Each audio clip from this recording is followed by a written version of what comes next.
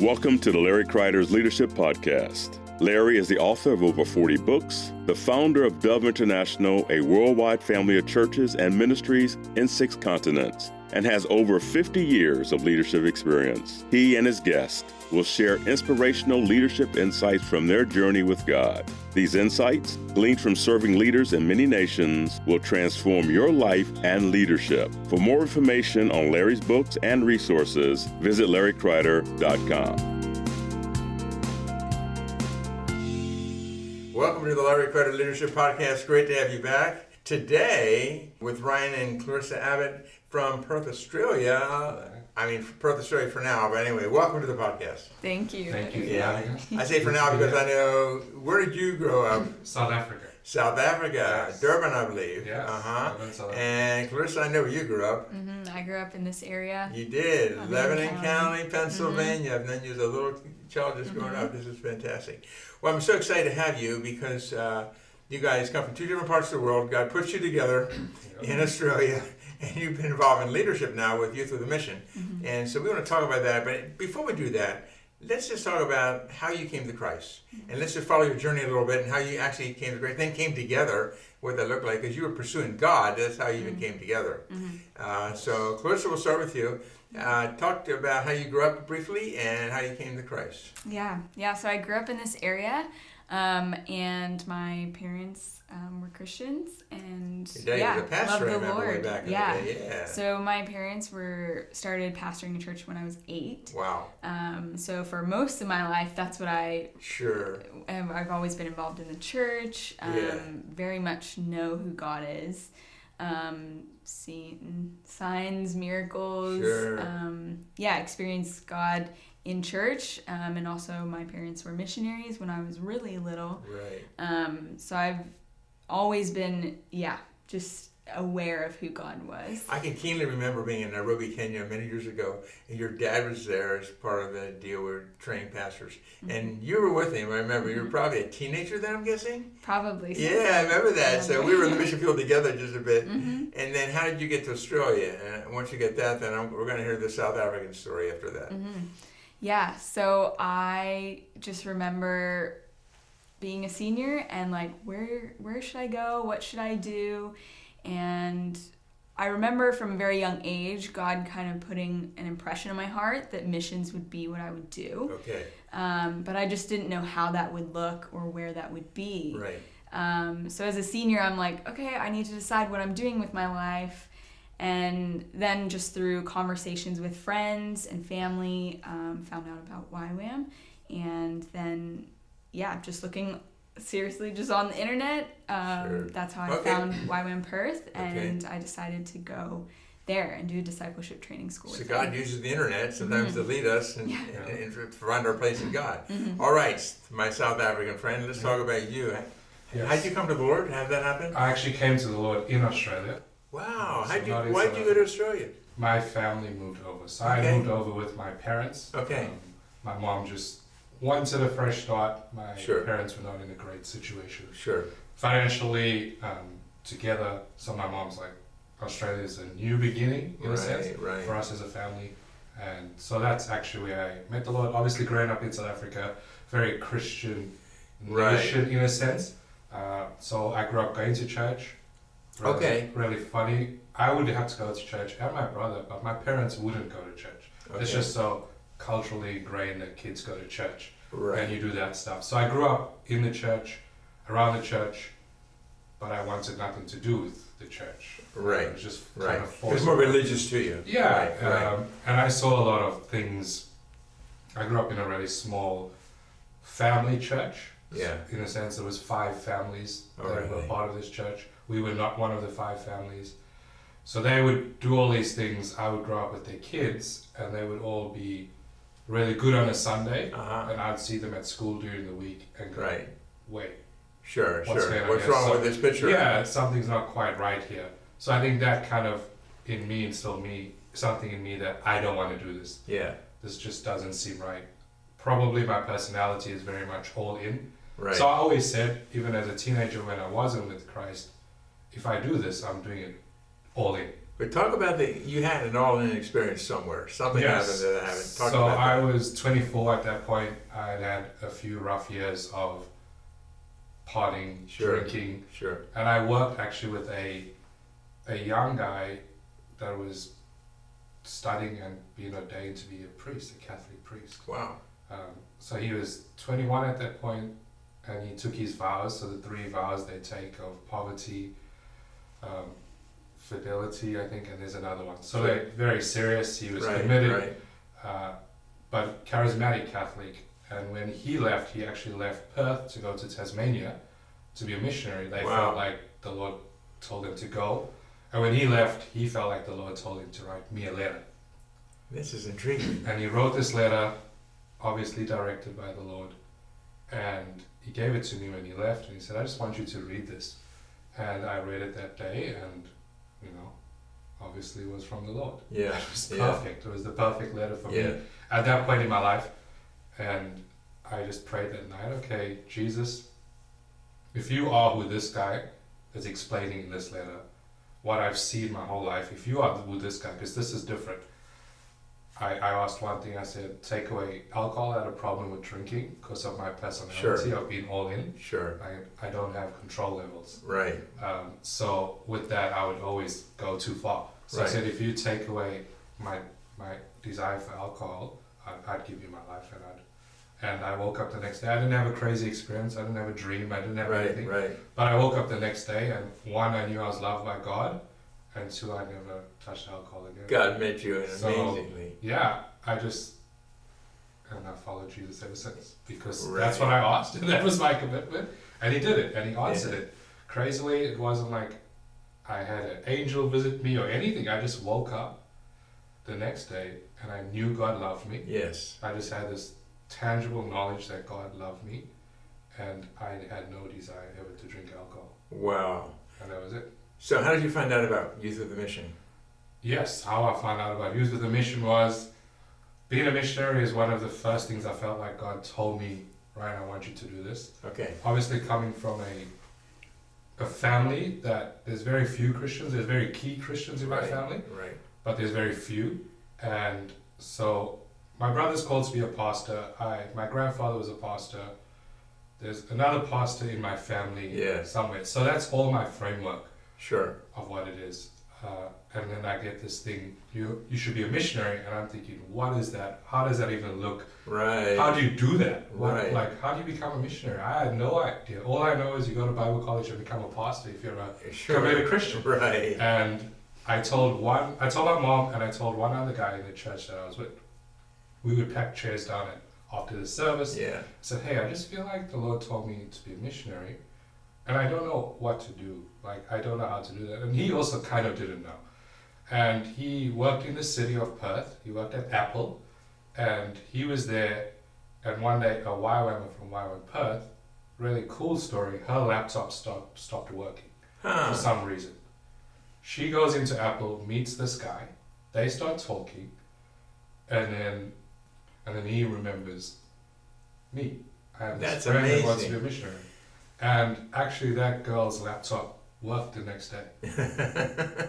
Just that day. God used a laptop. Wow. Just that day, it stopped working, and she went in and met this guy. And then he just told me about YWAM, told me about this girl, and I went to visit the base. And it was really cool, because at that point I was thinking of going to Bible college, because that's the only framework I have. Sure. And then I learned of YWAM, and then that's when It's amazing. So for you, Clarissa, it was on the internet. Mm-hmm. It was a computer that broke down. So when our hearts are after God, and we're called to something, He leads us and shows us the next steps and the next way to go. So of course you went through the discipleship training school. And by the way, anybody has any interest in knowing more about the Abbotts, YWAM Perth, anything, all that's going to be in the show notes, and our producer Marlena will make sure all that's on there for you. So talk about how you then met. So you would have met at that base, I'm assuming. Yes, we did. So Was it love at first sight? I don't know. Would you say that? I can remember the first time I saw her. Yeah. Walk through our front doors at the base. I go, whoa, okay, I've never. But we were kind of running different quarters. Sure. So I think we didn't even meet each other for a long time. Yeah. The first time we probably spoke was she had led an outreach team to Indonesia, a little island in Indonesia, and I had been to that island on my DTS. Mm-hmm. Okay. So that was the connection point. That was a that's connection cool. point Okay. because there's a funny story that one of the babies is named after me on Oh. that island. The baby's name is Mhm. Ryan. So Oh. then she came and told me that, Mhm. and then we started talking, and We had some mutual friends, so Yeah. then. So you found out in Indonesia there's a baby named Ryan. That was named after him. Wow, that's cool. yeah, some pastors that we work. Sure, with. sure. Yes. Indonesia really is funny. beautiful. Yeah, I've been there. It's Yeah. beautiful. Yeah. Yeah. Wow. Okay, let's Yeah. talk about leadership because you Mhm. both have led discipleship training schools. You've been Mhm. involved in various kinds of leadership. Mhm. Did you, when you were younger, when you were growing up, did you think you'd be involved in leadership? Did you feel like you had a leadership call of any kind, either of you? No. No, you did not? No. Okay. Maybe a little Maybe a little? bit, because when I was in youth group, I helped to lead some small groups, Yeah. and then getting involved with YWAM in Perth, like you're in somewhat of a leadership capacity Sure, of course. with Of course. smaller groups, Right. again. So then I think maybe a little bit. Well, a principle Yeah. for leadership would be, is there any door before us that's open? Often that is just leading a small group. I mean, I led my first small group of about 2 or 3 people, and I was probably early 20s, and I was scared, and I didn't know what I'm doing. And, you know, we start somewhere. There's an open door, you start somewhere. Okay. So talk about, what have you learned? What are some things you've learned you want someone to know who says, talk to me about leadership. I'm called to leadership of some kind. What are some things that the two of you have learned in your experience? Give me some principles, some things that you've learned. I think for me, coming from South Africa, where leadership is very much viewed as a very formal. Okay. So I've seen, like, anyone that leads something, you have to be kind of very formal. Okay. You have to have it all together. It still shapes a lot of my understanding of certain things. So you have to be equipped in a great way. So if you lead anything, you have to be very formal. You have to have it all figured out. You have to have it all right. Years of training. Yeah, and right? all of that stuff. So I think for me, there was and sometimes still is a bit of fear of leadership, Sure. fear of stepping in. So Yeah. I would say to young people, don't be afraid to lead. Yeah. Like, That's if good. you feel like God is calling, like I've had to accept this in my life now, that, oh, I do have actually leadership calling on my life Yeah. and qualities that I haven't seen because my expectation is up here So high. Yeah. of what it means to be a leader. So I would say to a young person, if there is some things, don't be afraid. Don't be afraid to lead.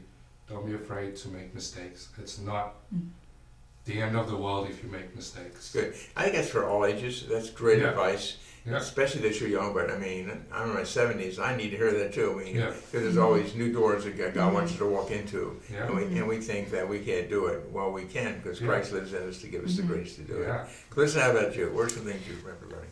I think one thing I've learned is it's great to have people around you, so other leaders that have gone through things, that have been equipped over the years, having those like wise advisors, mentors in your life, I think is really important, because you'll go through things that you've never gone through that maybe someone else has, and you can really lean on them for wisdom and how to do leadership, how to figure out some situations that you end up in. You're talking about finding mentors, finding people that have been down the road before that we can reach out. So true, so true. Because for years I didn't have that. You know, I had that, then didn't have that, and then I feel like I paid a price for that. And then later on, again, found mentors to help me. You know, and so what about teamwork? Talk about teamwork, guys. I mean, you've led teams. Yeah. What are some keys to teamwork that you've learned? Either of you. I think humility is one thing that I've learned with teams, especially when it's young people that, or even just mix of ages, people that come from different cultures and working together. You all have to everyone has to have humility to be okay to let someone else, share a message that maybe isn't as equipped, but they have something on their heart to share. Or I think that's something that, I think of when I think of teamwork. Okay. How about you? For a good team, keep Jesus the focus. Right. Right. When you lead lots of teams, or you're doing lots of ministry, you can end up doing lots of things. Yeah. So we're doing this, we're doing that, and it gets really busy. But be intentional to do worship times, be intentional to do prayer times within your team, so that it pulls a team together. Beautiful. When there is this, we're doing all these things, but Jesus is still the center. Yeah. And we're intentional to do worship together. We're intentional to pray. Even though our schedule can get really busy and full of good things, right, or things that are necessary, and there's time constraints and all these things that put pressure on a team. If you start to drop the worship together or the prayer times, you slowly watch your team kind of fall away and slowly fall apart. Even though you're doing good things, even though you're doing necessary things, I think if you have to keep Jesus as the center, that will always hold your team. Right. If there's this commitment to worship and prayer, that will hold your team. It's good. Yeah. So you're talking about focus, Christ in the midst of us, Jesus the center of it all.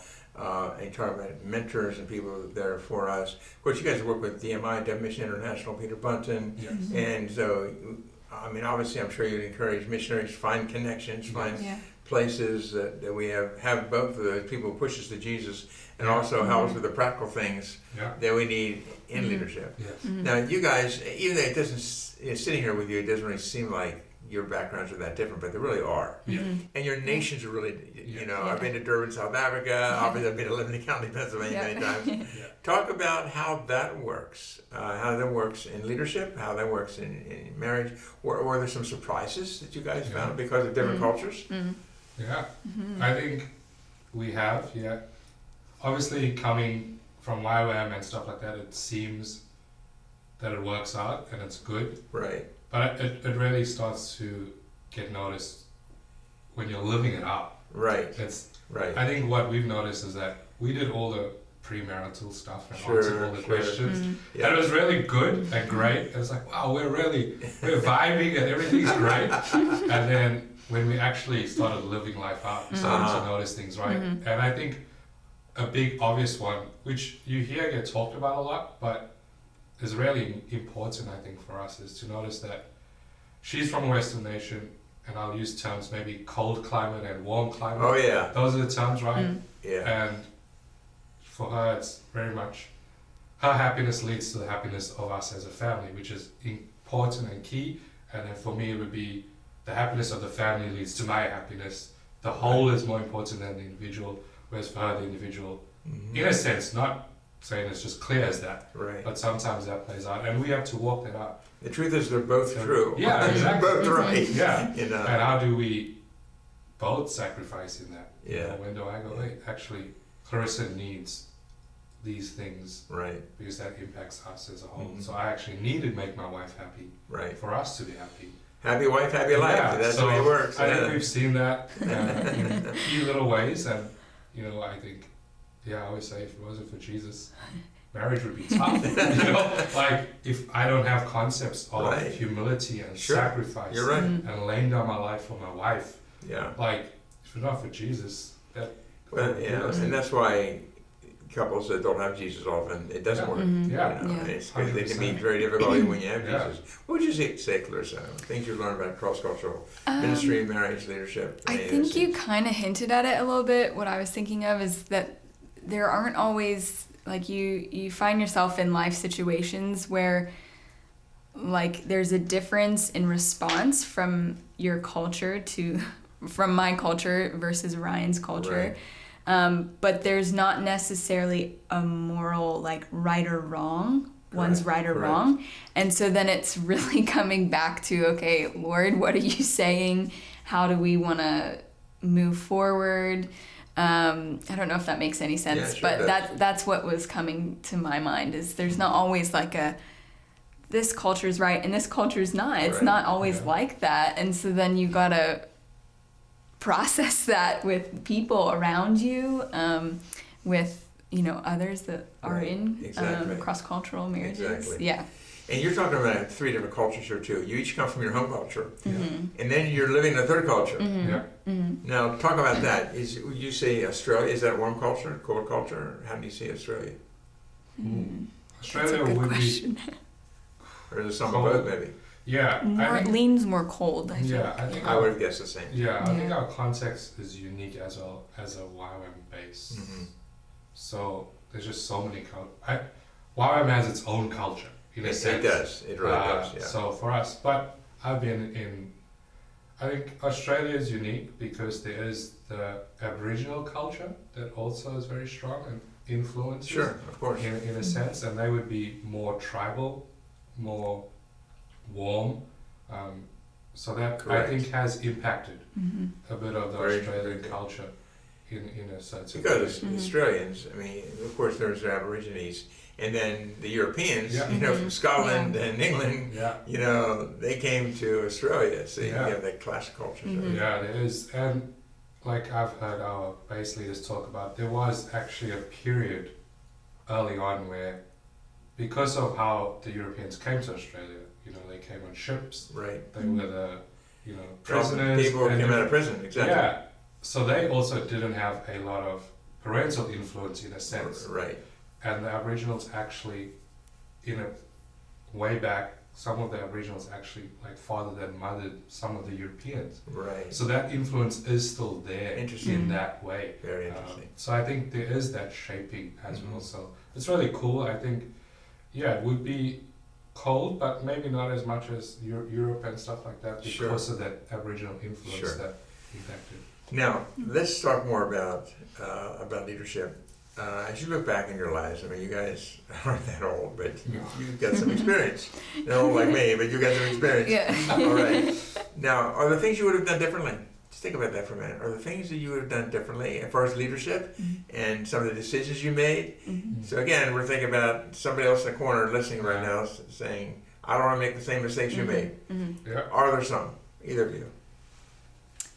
For me personally, I was thinking of simply just listening to people more and giving people time to process things instead of, as a leader, assuming or putting pressure for them to make decisions in a certain time frame. Sure. Or I think just really listening to people, with what in the leadership roles I've had, there's often large tasks or a lot of ministry you're involved in, and so you can sometimes just be so focused on the task or ministry and can sometimes forget about people, Right. and that you need to be involved and care for them and value them, and sometimes that's just simply listening to them. True. That's something I was Good. thinking. Ryan, how about you? Or do you have it all together and never No, noticed it? I think I was thinking about this. For me, a big one would be in my leadership early on, Yeah. and it's a fine line. I think I led a lot out of my preferences Sure. or my personality. Right. I can think of a situation where on the first DTS outreach I led, around food is a lot of quantity in my life, but I don't really care about it that much. Right. I like good food, but it's not a massive focus for me. So, we had to plan meals and plan what to eat for breakfast and lunch and dinner. Right. And to me, it's we'll just make it up as we go, it doesn't need to be. But there was actually people on my team that they need the schedule and the plan. Right. So I had to learn, my preference is, every day we'll just figure it out. But there's actually other people on my team that it's really helpful to have it scheduled. So I had to shift out of my preference, my personality, and go, okay, we're going to sit down. To me, this makes no sense to plan out a whole week of meals.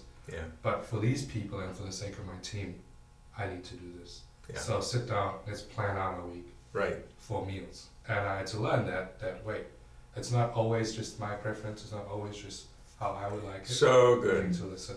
So good. So yeah, we have a saying around here: "Help me, help you, and yeah. and I think often a real key to leadership is we think everyone thinks like us. I mean, I thought that for years, how stupid that was. They don't. Most do not. Yeah. But the reality is really finding out what's in the hearts of people we serve with, and then working as a team together. It just makes all the difference in the world. Good. Yeah. So somebody's listening right now saying, "Man, I really am called to leadership of some kind. I'm not sure what that is, but I want to start somewhere." Any other advice you'd have for them? Any advice you have for somebody younger? And by the way, I just want all of our listeners to know that if you want to know more about Dove Mission International, it's on the show notes. Youth of the Mission, the Perth base, you guys. In fact, we'll even put your email address out there if you want it. If you want to connect with you. Yeah.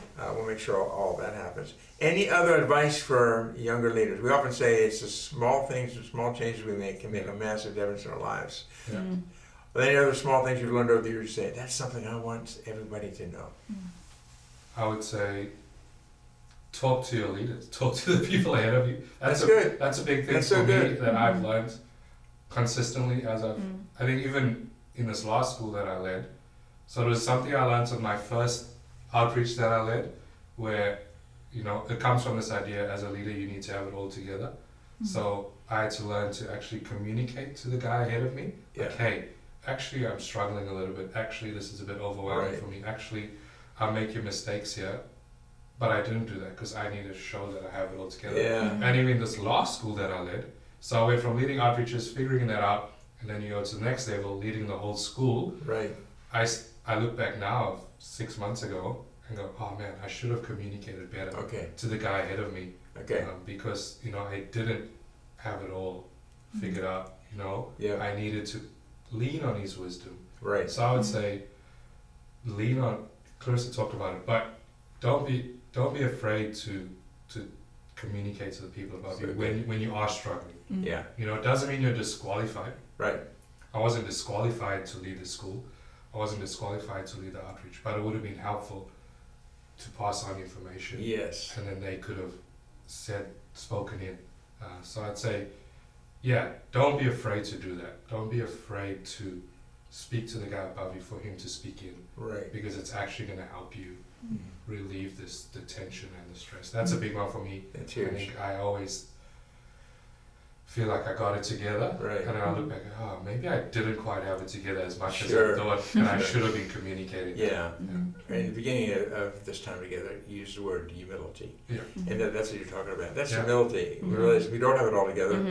But we're just saying, hey, I need some help on this thing. This is what I'm feeling overwhelmed, whatever, help me. They've been down the road before. They can give us the advice you need. Most people don't know this, but the Dove International family that I represent, is really learned a ton from YWAM. In fact, I remember when we were one church of a couple thousand people, and we're going to become a movement. How do we do that? How do we make decisions? And I was in New Zealand speaking, and Lauren Cunningham was speaking at the same conference. And I sat down with Lauren and said, help us, how do we do this? And a day later I sat with Floyd McClung, who was now with the Lord in those days with YWAM, said, how do we do this? So we learned so much from Youth of the Mission, so we love Youth of the Mission. Now, Clarissa, how about you? Anything you'd say?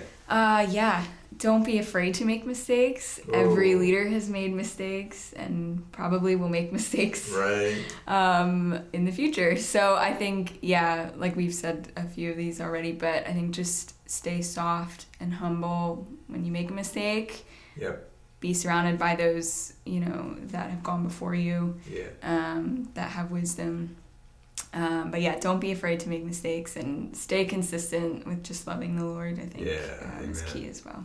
Yeah. Awesome. Well, man, I can't believe our time's almost over. This is going so fast. Any last minute thing you say, I wish I would have said that. Any last minute thing you want to share with our listeners of the podcast, the Leadership Podcast? I want to make sure I give you ample opportunity. I think remain faithful in a sense of, what's his name? The guy that wrote the message. Oh, Peterson. Not Jordan Peterson. Eugene Peterson. Yeah. He's. I think it's him that some faithfulness has long obedience in the same direction. Well, that's good. So you like that. Long obedience in the same direction. Keep being faithful. I think in this generation and in the time we now live, there's going to be, they talk about this quicker feedback loops in a sense. Right. Because of social media. Right. So you're going to have quicker feedback loops. Yeah. And sometimes that's going to be good. Right. Like sometimes, social media has allowed for things to get called out that needed to be called out. Right. But sometimes it might not be good. Right. It might just be a snowball of people jumping. You have to be faithful to just keep walking forward. Exactly. In what God's called you to do. Yeah. People might say things, and you take someone, you spit some out. Right. Just be faithful and keep walking. Yeah. Long obedience in the same direction. Have the vision God's placed on your heart. Yeah. And be committed to that. Willing to learn and humble. Yeah, but also a solid, a commitment and a fortitude in your heart. Right. That this is what God's called me to do, and this is my personality, and that's okay. I'm gonna walk that out. And there will be things said in this day and age, and it'll be very quick, and it'll become, sometimes in droves it will even come, right. And it can seem overwhelming, but walk it out. Right. Yeah, don't believe all the press about you, good or bad. Yeah. Especially social media, because it happens instantly. Yeah. Any last minute thoughts that you have, Clarissa? I don't think so. I guess just thanks for having us. Oh, it's so good having you guys. It's been so good. Anybody you want to connect with Ron and Clarissa, you can see their email in the show notes. And you know more about Dove Mission International, YWAM, and Dove Christian Fellowship International, any of those things. It's all in the show notes. Thanks, guys. Thank you. For being here a while, representing Perth, Australia. That was great. Yeah. And also representing South Africa, Lebanon County, Pennsylvania. Amazing the way God's using you. So thank you. And so we'll be back next week. So glad to have all of you with us today. Remember, we learn these small things, these small changes, we can make them make a massive difference in our lives in the future. Yeah. So thank you for joining us for the Larry Kreider Leadership Podcast. God bless you, and we look forward to seeing you again next week. Thank you for listening to Larry Kreider's Leadership Podcast. If you want more information about any of Larry's books, daily devotionals, small group resources, or any other teachings, go to larrykreider.com.